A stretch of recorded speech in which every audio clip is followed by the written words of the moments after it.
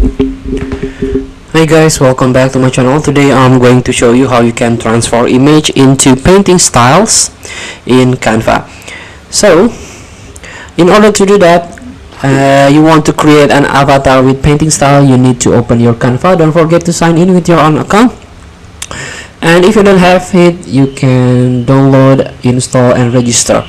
So here, in order to start, the first step is you can click apps and then click AI powered. You can scroll down and try to find a art avatar created by art avatar team. Make your avatar artsy. Create a unique and artistic painting style avatar with art avatar. So for best result, use image with only one person. So let's start by use a new design now. Click whiteboard and then make sure you have a good internet connection and choose your file. Maximum file size is 10 megabyte, and then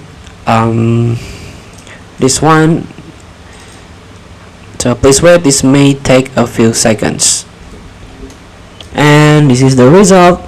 This is a painting style avatar. Feel free to try. Thank you for watching. Don't forget to comment, like and subscribe, and click this button below. See you in the next video.